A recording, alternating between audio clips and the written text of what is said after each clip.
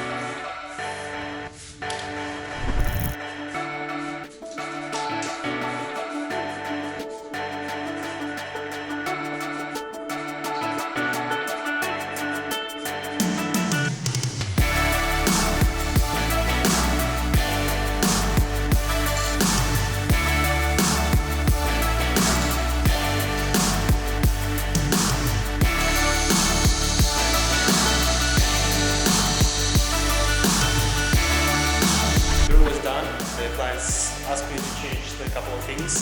Thumbs up, subscribe, and see you on the next videos.